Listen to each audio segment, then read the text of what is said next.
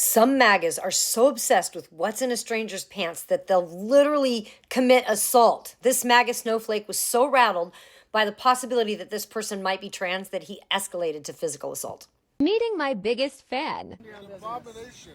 I'm a what, baby? You're an abomination. Move from my Sweetheart, I'm a celebrity. You may recognize this guy, Brandon Rogers, a.k.a. Brandon Board. If you don't know the name, chances are you know some of his sketches. Well, lately his sketches have him portraying this diva. Oscars, oh, I won all of these. I blew you for this. You did. Yes. Well, recently he was recording one of his sketches in the parking lot of the Pacific Theater in Sherman Oaks when a man driving by, I guess, thought that he was trans or perhaps a drag queen and was very upset about that and decided to try and make it his problem.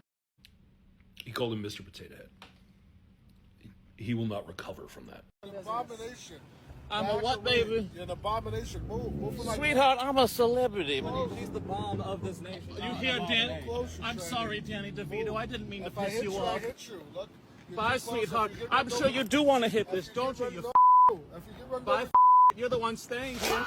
Oh, Mr. Potato Head, don't you got another Toy Story to go do? Oh, my God, you're getting me wet, baby. You're getting me wet, sweetheart. You're the one in the car. You get out of here. Now, for the most part, he was just an idiot and he got content out of it. Except this here, throwing the ice and then later the water, that's actually assault. You tried to assault him. So in light of that, Sherman Oaks, do me a favor, someone tell me who he is.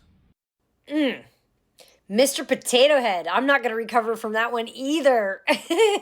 Brandon cooked him with that one.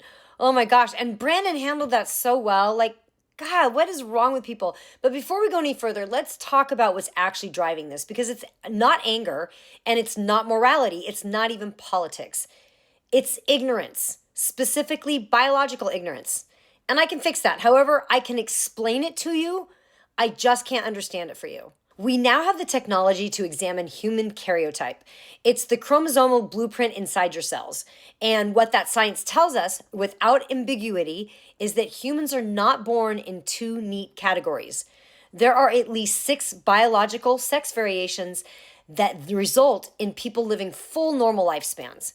There's actually a lot more, but they don't become viable fetuses. And so they end up flushing out of the body naturally so that it doesn't affect the nutrients and pulling from the mom. But there's 6, not 2. So there's X, which is Turner syndrome, roughly 1 in 2,000 people or 1 in 5,000 people.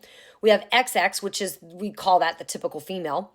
We have XXY, which is Klinefelter syndrome, roughly 1 in 500 to 1 in 1,000 people.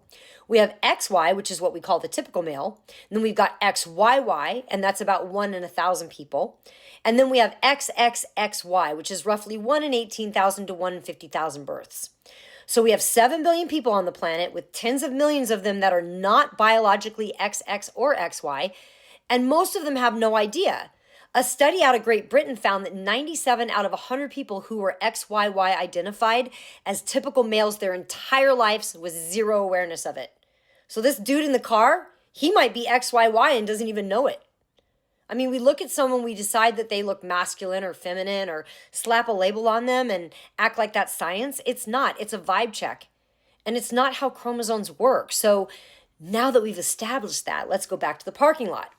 The man in that car didn't know Brandon, didn't know his name, his work, didn't know anything about him. He just saw someone who looked a certain way and decided it was his job to intervene, to correct, to punish. And when words weren't enough, he threw ice and then water. And that's assault. In any courtroom in America, intentionally throwing objects of liquid at another person is assault. Full stop. So what was the win supposed to be? Because Brandon went home with content, clout, and a story that's going to live on the internet forever. And that man drove away with what exactly? I mean, the science was never on his side. The law was never on his side. I mean, so what does he get? Embarrassed. Anyway, I hope that helped. Much love. Follow me. I'm Amy Jo.